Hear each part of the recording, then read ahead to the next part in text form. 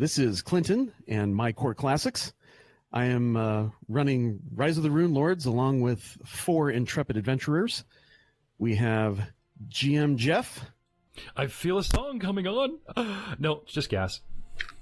We also have Connor. Today is a good day to find enlightenment. We have Aiden. Hey, what's up? And we have Nathan.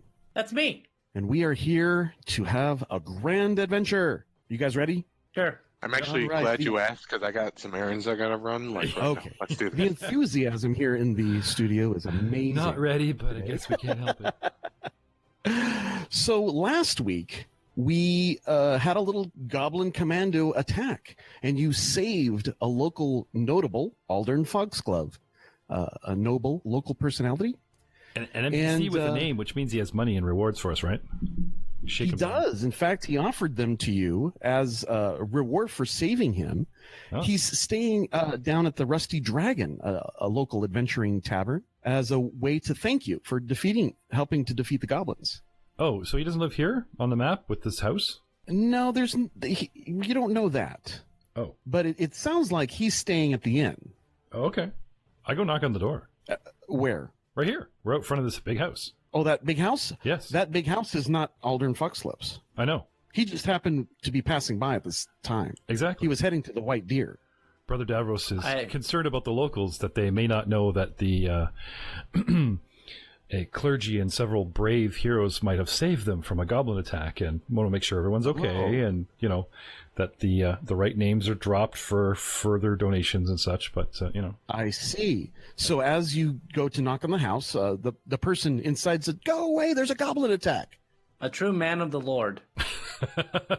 Goddess. The Goddess. lady, right? Lady of the Lord. What? All is well, good townsfolk. Come forth. So as the goblin threat passes and sanity returns to the town of Sandpoint, the people come out and they thank you profusely as you pass by.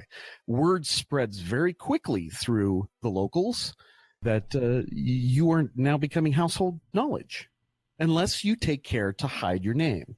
Don't hide my name, but it's more of it's all Sarah and Ray, that type of. If they ask my name, I'll give it, but otherwise it's blessings of Sarah and Ray are upon this house, that kind of thing. Push the religion. So you deflect it towards your greater power. Yes, but I won't say, I'm just a humble traveler.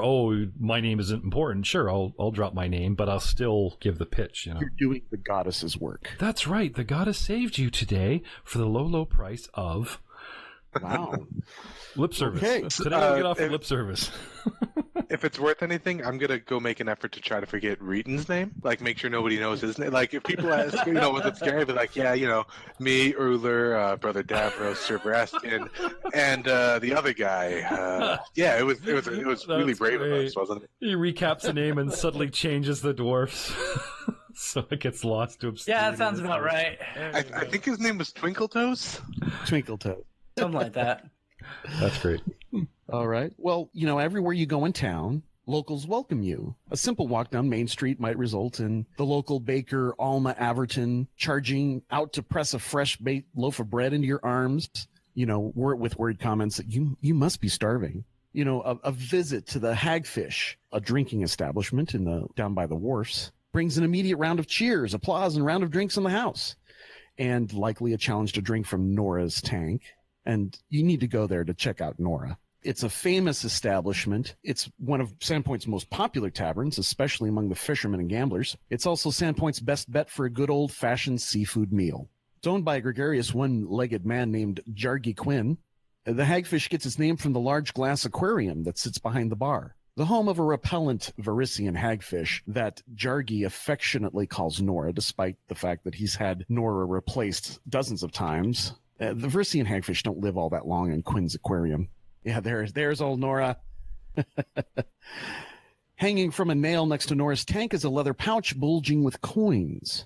Prize money for anyone who can drink down a single tankard of water scooped from Nora's tank. Oh my God, that looks like an eel that you get information and interrogation from Star Trek or something. That's nasty. Exactly right. It's a hagfish. That looks very good. Yeah. It costs a silver coin to try. But the trick is that since she's a hagfish, the water in Nora's tank is thick and horrifically slimy and foul tasting. Few can stomach the stuff, but those who do get to keep however many coins have accumulated in the pouch, and then get to carve their names into the ceiling beam above the bar. To date, there are only 28 names carved there, and the hagfish has been in business for nearly 10 years. But there's certainly more to this tavern than Nora. Jargy's game tables are always well attended, with games ranging from cards to checkers to dice to darts. Tall tales are a favorite pastime here, with one popular game called yarning, involving seeing how long a local can string along an impromptu fable without contradicting himself. The most popular subject of these tales is traditionally Old Murder Maw, a legendary giant red snapper that might or might not dwell in the depths of the Verisian Gulf. Jargy himself is quite an accomplished yarner, with the ever-changing story of how he lost his leg being his favorite starting point for his tales. So that's one of the local establishments, the Hagfish. Any interest in actually going down there? Or do you go straight to the Rusty Dragon, which is here? I believe we were invited by the good nobleman to go to the Rusty Dragon. That's correct. And I would be remiss, and I would feel like I would dishonor him if I did not show up and take advantage of his free drinks. Any other takers? Sounds good. So the brother agrees to go with you. What about Uller? Honestly, what I'm thinking right now is I just need like a nice tea and maybe a nice fresh caught fish dinner or something like that. And if the Rusty Dragon can accommodate and my allies are going there, I think that's a win-win. All right. And then lastly, Aiden, Vraskin, what does he want to do? I guess he'll follow along, but find like a quieter corner in the tavern just to post up and start reading again. Just get to a quiet place where you can read in peace. Okay. Well, when you wander the streets, as you're passing through, people just come up to you and want to shake your hand, and people offer you free things and give you like a fresh baked loaf of bread or a really pretty girl, red hair. Which character has the highest charisma? Probably not me. Let me check what my charisma is. Probably me. 8. I'm at 16. I think Brother Davros is probably the top contender. Probably, yeah. Let's take a look here. His ability scores are 14 charisma. Would you agree with that? Sure. It is 14 on the Roll20 sheet. Everything on there should be good except for the spells. Okay. And I'm at 16 charisma. So. Oh, you're at 16. Okay. Yeah, but it's a creepy 16.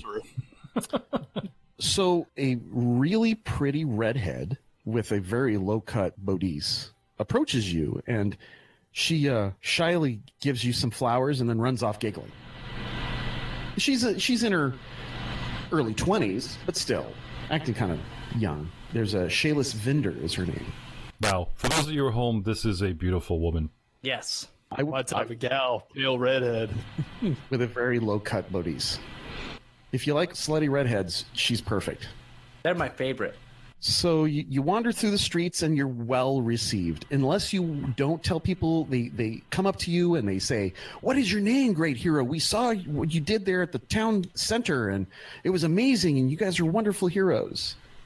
All right, so you arrive at the Rusty Dragon. Yes. Now, this large structure is Sandpoint's oldest inn, notable for the impressive and quite rusty iron dragon that looms on the building's roof, doubling as a lightning rod and decoration. Owned and operated for the past 6 years by the lovely and popular Amiko Kaijitsu. She's also on our list. What time of day is it? Approaching evening, so it just is now getting to be dusk. Okay. So Amiko Kaijitsu, she runs the Rusty Dragon, and it is not only one of the town's most popular eateries, made so in large part by the spicy and exotic food served here. It's a lot of Asian cuisine, but also a great place to meet visitors from out of town, since most newcomers to Sandpoint come upon this inn first, as the northern stretch of the Lost Coast Road is less traveled. It certainly doesn't hurt that Amiko's beauty is more than matched by her skill at music, and few are the evenings that pass without at least 2 or 3 songs being performed by the talented woman. Some bad blood exists between Amiko and Sirdak Drakas being the leader of the Sandpoint Theater. So there's some bad blood between them, and one never seems to miss a chance to badmouth the other, but no one in town really understands the reason behind the rivalry. Of greater concern to Amiko is her long-running feud with her family leaving town to become an adventurer scandalized her family enough. But when she retired from adventuring a year later after a disastrous mission, the nature of which she never speaks of, she returned to Sandpoint and bought and renovated the Rusty Dragon, an act that only further scandalized and shamed her father. Her father runs the Sandpoint Glassworks, one of the most successful businesses in town. Amiko claims to not care about her father's opinions of her choices, but becomes evasive when anyone asks her why she gave up the adventuring life. Some believe she has a secret lover in town, while others theorize that something happened on her last adventure that took the bravery out of her. In any event, the Rusty Dragon is probably the most adventurer-friendly establishment in town and is ubiquitous help-wanted board near the bar and Amiko's policy of discounting rooms for any who tell exciting adventure stories. So those things make it very popular. All right, so you enter a lively inn. There's another out-of-town bard playing in the corner over here by the fireplace, just strumming softly on his lyre. And we've got a number of patrons and some wenches and a cook in the back, a halfling woman here. Okay, so good old Aldrin is with us, yes, because I put him in here. Yeah, Aldrin Fox lives here at the bar. He's chatting it up with Amiko. Awesome. Did you ever throw out the Amiko Kaijitsu image? There she is. Sassy. Oh, I like her. Yep, she's with olive skin and a very X-Men rogue looking sort of white stripe that parts on her bangs. Right, and she's got kind of an open-shouldered, red quilted leather-like armor. Yep, cool snake tattoo on the arm. It's a basket hilt sword. Oh, what's that banjo she's got? The Asian 3-string. Gosh, I don't even know what that thing's called, but it's a sitar, I think. A sitar, a mandolin. Yatar? No. You play it with a comb. See the wedge that's jammed in there? Yeah. Very Qiansha. Yeah, it's a Caillou or something. I can't remember the name of it. Sorry. But that's what she's carrying on her back. So she's, welcome, adventurers. Hey, these are the heroes of Sandpoint walking into my bar. Welcome. Oh, shucks. I raise a hand and I say, hi. Hi. This brings all the attention to you as all eyes turn, and cheer goes out. And she says, drinks on me. Aldrin says, no, drinks are on me. She says, okay. And then Aldrin pours down some cash. Yeah, exactly. And Amiko quickly grabs it up, slips it behind the bar, and brings out, what are you guys having? Well, what kind of ale do we have? We have local, we have Magnamarian, we've even got a Corvosan brew that's just been imported this week. Oh, well, I'll try some of that Corvosan brew. It's strong. Don't worry, I'm pretty hardy. You are a dwarf. What am I saying? Yes. Of course. Yes. That's profiling. Yes. Brother Davros, really? Profiling. Oh, funny.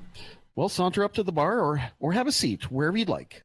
Are you all together? Uber doesn't have control of his miniature, but he would like to ski dazzle onto the bar. Controlled by Clinton Score Classics. That's funny. I got it. Hey, look at that. Anybody else have any issues? Hey, Oler, you want to have that drinking competition now? Yes. Right. Is there a quieter corner of the bar? Maybe over at the north end, there's a quiet seat with a book near it by the fireplace. Definitely heading up there. Okay. And then Brother Davros? I will join the mainstream. Actually, I'll stay with the nobleman. He's buying, so... Yeah, you want to talk to him? Well, if the gentleman's buying drinks, I'm not going to ignore him, so I'll stay, at his side and receive the hospitality, as it were, if you know what I mean. I continue ignoring the nobleman. Okay. He says, yes, adventurers, wonderful to meet you, Brother Davros. Yes. Hello, greetings. Good to see you again. Mr. Reeton, is it? That's my name. Greetings, and he shakes your hand vigorously. We followed you Wonderful here. work out there, wonderful work. We followed you here. Well, he kind of took off ahead, and you guys got kind of waylaid by the rest of the crowd of the town as they stopped you and Sorry, shook your hand. And so it's been like, 30, 40, 50 minutes. Gotcha. Before you got down here. And he's just reaffirming, and he goes, oh, that's your names again, right? So was that Oler? Was that what it was? Let out a low, satisfied grunt. He offers his hand. I shake it. He's glad about that. But he quickly makes a beeline for Vraskin, and he sits down on the bench next to him. And he says, Mr. Vraskin, I have much to ask you. You are an obviously powerful wielder of magic and might. How does one attain such things? Please tell me. And he sits down, his hand on his chin, and leans forward very attentively.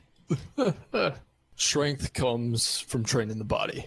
Power comes from training the mind. You train both equally, you're unstoppable. He says, amazing. Such words of wisdom. And the rest of the evening goes kind of like that. Him fawning over the sorcerer who gets his power through blood, neither mind nor body. Oh, this guy is going to be our new meal ticket, I'm telling you. So gullible.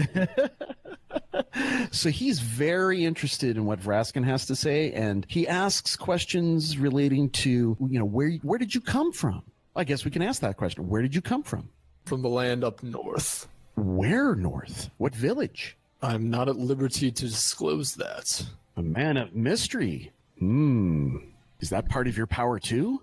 No, just doesn't exist anymore. Oh, well, that's a very sad tale.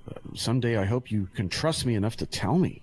I'm very curious about your upbringing and what brings you to Sandpoint, Brother Davros. I'm looking for more power. Sitting at more the bar. Strength.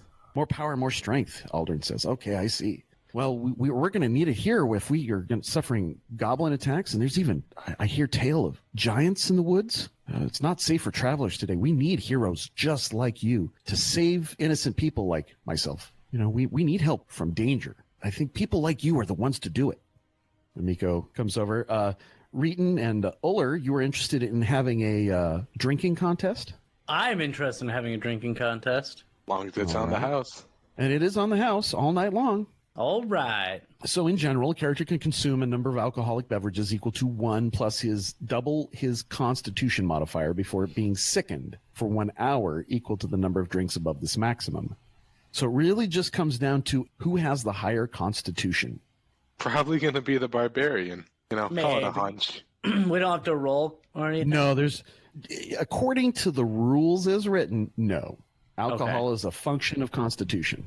So I think my constitution is 15. All right. So you can have 31 drinks before sickened. Yeah, that sounds about right. What does Uller have? I got a 13. My mod's only a 1. I do have the endurance feat, if that means anything to you. Unfortunately, not for alcohol. Yeah, I figured that. So you have to drink 27.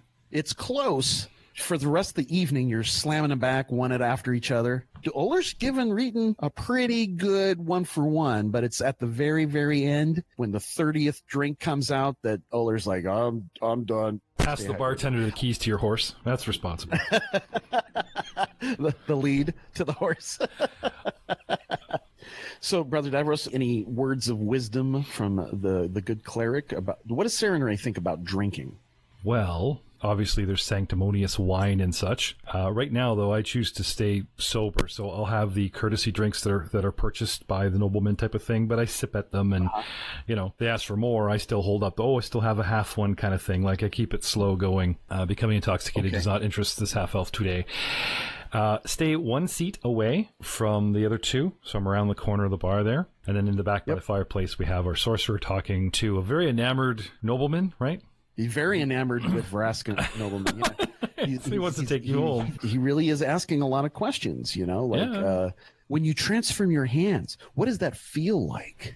Do you feel powerful or does it hurt? Neither, really. Almost a tingly sensation. Tingles. Amazing. How you do this. Can you show me? Not tonight. I am too worn out, but possibly another time. Of course. Tell me you have a headache. That usually works. He really doesn't really talk about himself. He asks mainly questions about you. I'm starting to get kind of a creepy vibe from this guy. I think I do want to keep an eye on him.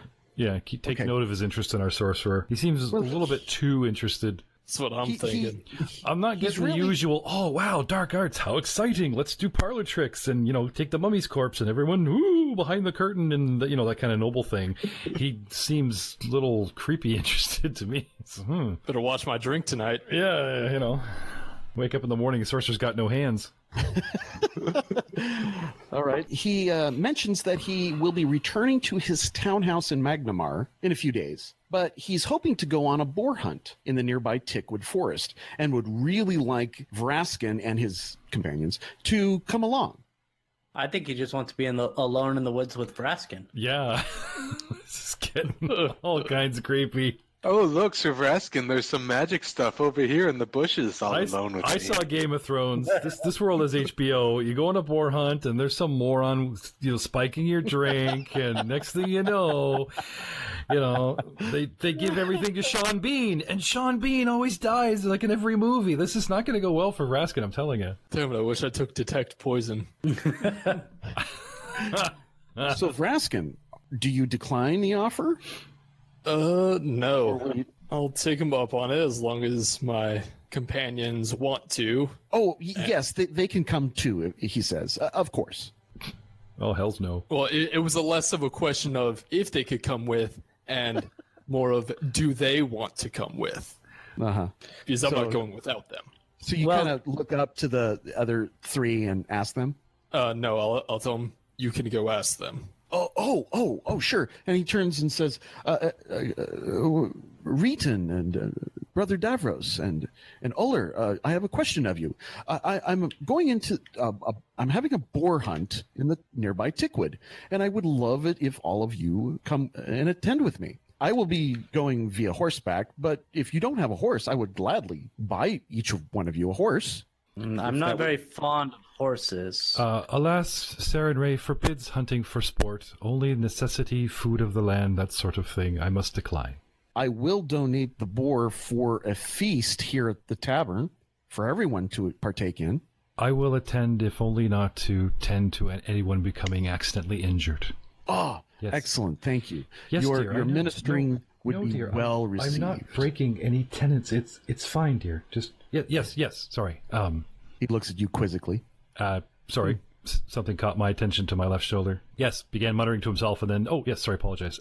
Yes, if the gentleman wish, then I can go along to be, in case anyone is injured, but I do not wish to partake in the actual hunt itself. As you wish. Uller?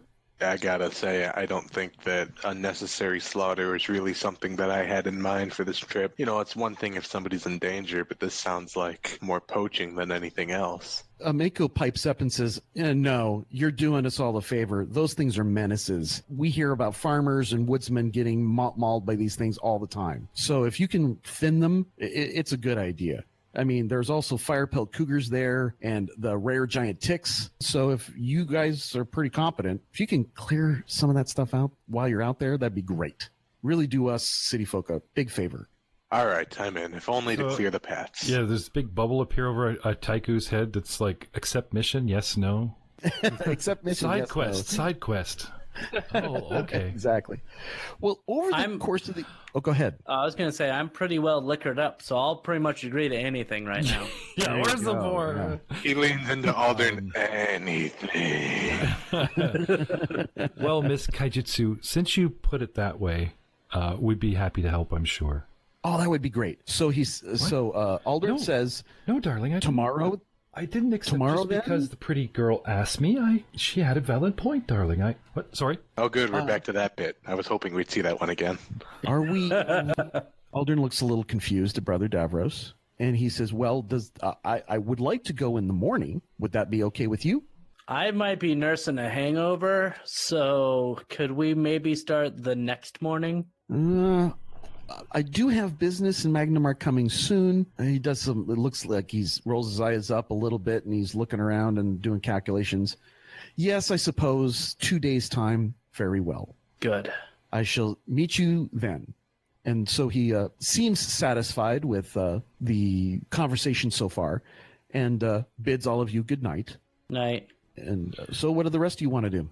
I'd like to start gathering information on this guy. Actually, okay. Starting with the bartender, start subtly inquiring around the tavern. And since we have a day as we go about our next day, I'll, drop the time, the D4 hours or whatever here and there. But I'll stretch it out, just so that I kind of have a decent feel or answer or warnings. Oh, he owns a abandoned cabin deep in the woods. He has his own property there. Yes. Takes people up there all the time. And then they leave town forever.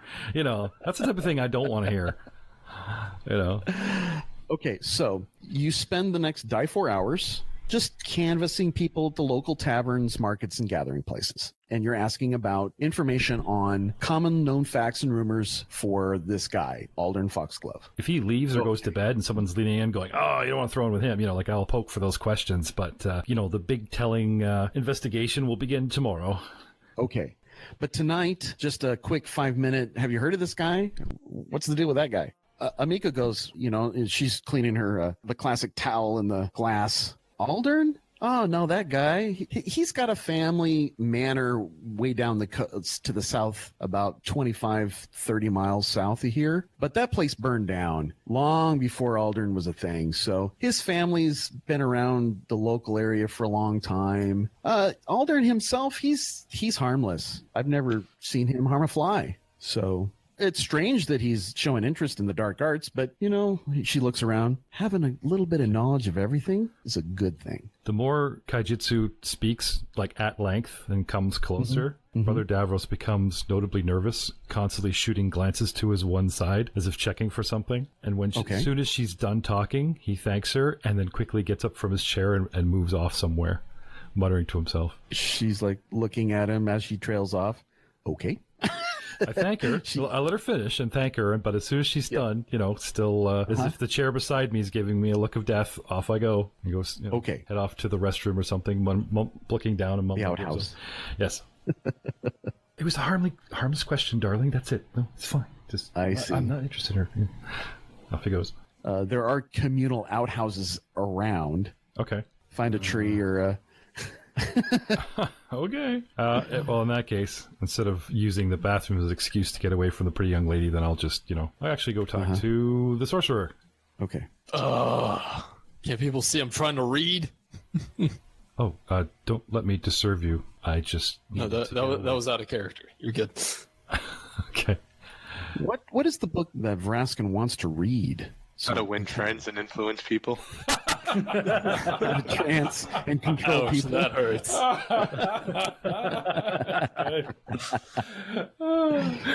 That's pretty good. Nice. Ouch. Rise I'm gonna need some ice for that burn. Nah, at the moment he's reading a book on some of the past kings of the land of the Lenorm kings and their feats and whatnot. So. Oh, okay. So kind of like that's exactly what it is. Like a history book with some notable leaders of the Great North. Yeah. And in his pouch, he also has one on some of the history of Varissia. So. Okay. Claws are beautiful. Perfect. Paint your nails by number. Right. Well, after the evening gets going and your dinner has been consumed, and it was a wonderful curry, there's a nice baked fish that Reeton wanted. Yes. Now, have the half-orc and the dwarf, are they ribbing each other endlessly and mercilessly? No. I'm proposing some sort of pub crawl, in fact. Pub crawl. Speaking my language. Did I hear the word proposal? Do you need a priest? I offer great rates for marriages and... Oh, I'm sorry. No. We are merely bonding over our shared love of alcohol. And killing goblins. I didn't really enjoy that part. In fact, I tried to go out of my way to not kill them, but... That's right. Whatever you gotta say to get yourself through the day. Miko says, you don't like killing goblins? She kind of looks at you weird. Not necessarily. Oh, surely they love can't. It when they die. Oh, those horrible little things. I want to interrupt and say that I like killing goblins, and this guy made it so that I wasn't able to kill a goblin, and that really upset me. Yeah. Yes, she looks at him like... I gave him to the sheriffs for further interrogation, hoping we could learn something from it. What we learned is goblins are dumb. Very, very dumb. We already knew that. Usually have a real thing about fire. We already knew that they were stupid. Yes, and now we confirmed it. Don't underestimate them, though, Amiko says. I've met a couple, and they were very devious. They can sneak into places that you would never expect them, like oven. I found one in my oven. What the hell is it hiding in my oven for? Dumbass. I mean, someone said it was the hottest place in town. You're funny. But in that moment, the door opens, and in walks Sheriff Hemlock. And he looks around the room, and he sees the four of you, and he makes a beeline over for you. I must speak with you. Why? We have a problem. Would you please follow me? This is the Shanti guy? This is the Shawanti. The Shawanti? Sure. Very large man, dark, dusky skin, bald. Yes. Mean manner. Yeah, very stern. Very stern. That's him. Okay. Yep. I guess I'll go with you, but I might need some help walking. I was hoping that you would be clearer of thought. The The dwarf broke the law, and the law. We might need your help. If you follow me, I can explain in a moment. All right. All right, so he gathers all of you up unless someone says no, and I don't hear that. So he grabs you up, and he starts walking to the north again, back to the chapel. He says, Father Xantus sought me out, and he says that someone seems to have broken into one of the sepulchres in the boneyard. Also, the goblins said that their leader was a Longshank and led an expedition there. Oh. So we want to find out what's going on. A Longshank leading a group of goblins? That sounds atypical. Well, troubling, too. So why doesn't the city guard take care of this? We've already dealt with your goblin problem. I've noticed that you are more competent than my guard. They're that seems fair. Not as skilled as you are. They're, quote, warriors, and you guys are classed. And seemingly willing to help. And you're new, so you don't have any preconceived notions. So during the walk up, he thanks you again for your aid during the goblin assault and asks some additional questions. He wants to find more out about you, like what your plans for the future are. So what brings you to Sandpoint, and what are your purpose here? I'm just here to, I guess help protect the town, but mainly I was here because my city was destroyed by giants, so here helping out. But so you are here to help us. I came to see the great cathedral. Yes. I am a scholar of faith. Everything just sort of happened after that. Is it your intention to make this your home? It's my intention to make it my home. Ah, excellent. We accept. But what about the rest of you? What are your intentions? Very similarly, I came here from Belskin because there was rumor of giant raids coming through, and I thought somebody who's a little more equipped to handle that sort of thing, it would be the best idea to come by and see what services they could provide. All right, very good. And you, Dark One? To eventually rule over this land and the lands to the east. He looks at you. Rule? Mayor Devrin already, if you want to run for election, you certainly are free to. Something telling me this guy might not be the good alignment. I don't know. I'm not going to be a tyrant because eventually I plan on uniting the lands of the Lenorm kings and then eventually expanding, hopefully peacefully, but if necessary with force throughout Varissia, Irisin, eventually the whole of Belskin, the realm of the Mammoth Lords. And probably stop before the World Wound because I don't want to deal with demons. Wow. They're a pain in the ass. You've really thought out your entire life, haven't you? After that little tirade, Belor with raised eyebrows and wide eyes, well, I'm glad you're on our team, and continues to walk. He's, for the most part, happy for most of you, but he's still very nervous about this Dark One. So, satisfied with that, you've finally reached the cathedral at the north end of town. I guess we can go to that map. You enter in and you can see the grand walls and the central area in the middle where there's these standing stones. But he takes you out the back, down here at the back entrance into the boneyard. And Father Xantus is there to meet you. Oh, thank you very much for coming and seeing us here today. Sheriff Hemlock, we've got a problem. Out here in the back, there's been some disturbances. Well, I would sure like it if you checked it all out. Sheriff Hemlock, of course, no problem. Please wait here, he says. Father Xantus, wait here. And then he asks you guys to aid him in investigating the scene. I guess we'll go now to the vault. You said earlier it's dusk, and now we're talking about dark? Yes, it is now well into darkness. Okay. I would like to cast a light spell on my shield. Okay. So I can see.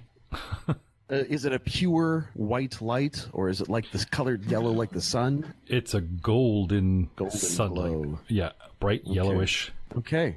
So your shield glows like a lantern. Like a diamond. I will be doing the same thing with my staff.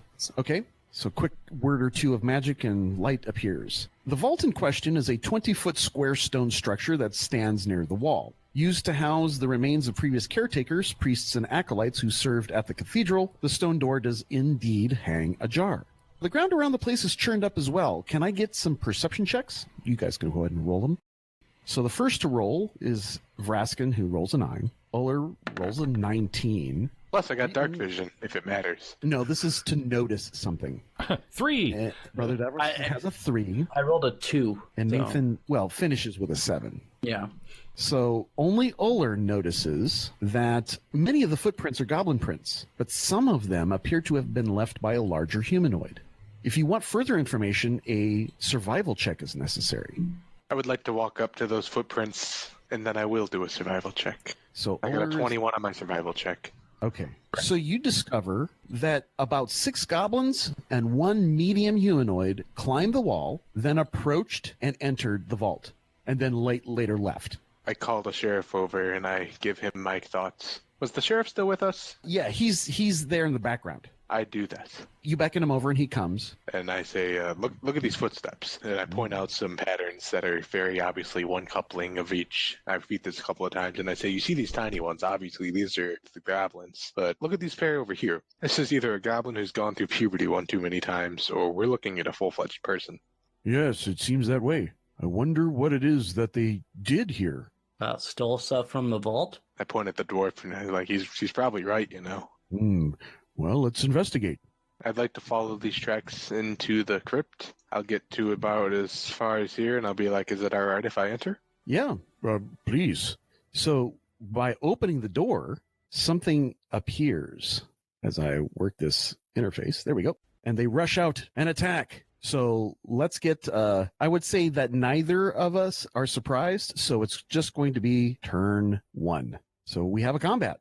Looks to be 2 skeletal figures reaching for skeletons you out of the darkness.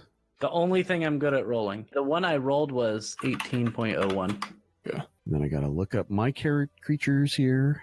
I'm a little behind. You should do some squats. Ha! Funny. Man, how am I single? How are you? So one of the skeletons got 18, the other got a 19. Damn. Uller, what did you end up getting? Was that a 12? A 12. 12.01. The 01's just in case there's a tie. It'll differentiate who's got the higher decks the higher initiate mod to settle ties. There we go. This is still the same day, right? I believe so, yeah. Yes, Yeah. this is Damn the it. evening. It's probably approximately 8 p.m., 8 to 8:30 Okay. p.m. No, I just need to know if I get my claws back or not. I don't. So The first creature to react is this skeleton, and it charges forward to attack you as you open the door, and it just rushes for you before you can even react, and does a quick attack with looks to be a claw, and it does so pretty clumsily. AC of 3. No, that does not hit. So it just claws at you, and you easily defend yourself. Use your martial arts to defend yourself quite easily from its clumsy attack. Reeton, you respond quickly. I'm going to rush forward. All right. So I'm going to draw my weapon and then rush forward, but I can't attack because I used my draw weapon. I'm not sure how lenient our DM would be. You could consider that a charge. Get +2 to hit at the cost of -2 AC for a round. If you want to do that. well, Okay. you have a BAB of +1, so that means that you can draw while moving. Although moving, you can't charge through friendly squares. You would have to move around Sheriff. You can't charge through him, unfortunately. Would that work? Oh, yeah. Yeah, that would work. Okay. Yeah, that works perfectly. Then I will just draw my weapon and move up towards the skeleton. Perfect. Is there a battle cry that I hear, or are you silent in your work? I'm silent and kind of stumbling because I'm still drunk. Okay, so a bit of drool comes out of the mouth, and do you hit? Hey, so AC 12 for 9 points of damage if you connect, but unfortunately, the skeleton with a shield blocks you. Doesn't have any weapons, just a shield. Both of them have shields. And some ratty armor. Looks to be rotten leather or something. I wish I would have known about this before I got drunk. Yeah. The other skeleton, quick to move, charges forward to attack. Again, terrible. Rakes at you at an AC of 13, Uller. That does not connect. Okay, so you defend against it. Okay, great. Brother Davros, skeletons? So we can see and hear this all happening? As soon as Uller opens the door, he is assaulted by what look to be skeletal-like hands scratching at him. And he's blocking them with his arms and defensive maneuvers very, very easily. Reeton rushed forward, brushing aside Sheriff Hemlock, and clumsily, with his axe, he's not very accurate with an axe, Urgrosh. You're wondering if he really knows how to use it. And he's again, misses, just like he did with the goblins. I would like to make a knowledge religion check for free. Okay. for information on this particular type of undead, I'll take a 30-foot move and move towards my allies. Sure. When you roll your knowledge religion check, I have a DC based off their hit dice. And then for every 5 points that you exceed the check by, I give you a piece of information in addition to their full data on their type. So you can see clearly the skeleton here. Remembering my training, Brother Davros, knowledge religion 12. Okay, so this is DC, and this is a common creature, so I'm going to go normally DC 10, but +1 for the hit dice, so DC 11. So you beat it by 1. So you get 1 bit of information in addition to the fact that this is, in fact, a medium undead. Okay. What kind of information are you interested in? A bit of defense, a bit of offense, something about its statistics? A weakness. A weakness. Something they succumb to. Positive energy, but they are vulnerable to bludgeoning weapons. Ah. They are known to be quite defensive and tough to hit with piercing and slashing. Okay. Does Brother Davros share this information? Yes, first I got to think it, right? So come running up to aid, try to remember my training. This is what he gives me in my head for 12. Yep. So, yes, smash them with a blunt edge, gentlemen. Their bones are brittle, but resist stabs and slashes. And instead of drawing my scimitar, which I can't really do anyway, at the end of my movement, when I confront them, I place my hand right over my shirt, grab the chain of my holy symbol, and hold my shield aloft in its light, and command them, by Siren rays light through this darkness, begone! And I'd like to channel positive energy directly at them to harm them. All right. Using my turning feet. Perfect. Does he share? Did you share that positive energy hurts them as well? No. Well, I'm showing you. Oh, okay. But I did say, whack and smack it, don't cut it and poke it. Yeah. Correct. There's only so much in the 3-6 seconds, which is anyway. Oh, remember, like in a comic book, you can speak for a whole frame. Speak of a book. Standard action, channel positive energy, all undead within 30 feet of me to possibly flee as if panicked. The undead get a will save. To negate the effect, my DC is 13. All right, so we're looking at a will save. Okay, so will +2. You can either damage them or you can cause them to flee. Yeah, no, I just want them to back off. They got 19s for both, and your DC was lower than that, right? Come on, guys, Sarah and Ray, hold the shield up now in 2 hands and wave in the air like it's a fake sun. You've heard of them? No? Heard of her? Very powerful guys. They don't seem to pay any attention to you. Oh, shit. Nope, don't care. Okay. Uller. No, darling, I did it right. I did the prayer exactly right. No, it's not the time, darling. Put my shield back on. What the hell? I'm done. Uller is going to take a full round action to do a flurry of blows against this undead atrocity standing in front of him. Okay. First attack is a 16. Does that hit? AC of 16, it does. You reach around and contact bone on hand.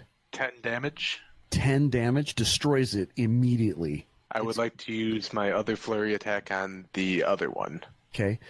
Bones fly as you martial arts strike it with an elbow, and it just destroys the whole thing, crumpling to the ground of bones flying everywhere. But here's the real question. Does it make a xylophone sound? A xylophone sound? For doing 4 points over its max, yes. Oh, wonderful. The other one misses. I threw an 8 at the other one. I take it that doesn't hit. No. It blocks it with a shield. Vraskin, you're up. What do you do? I am going to cast Detect Magic towards the shed.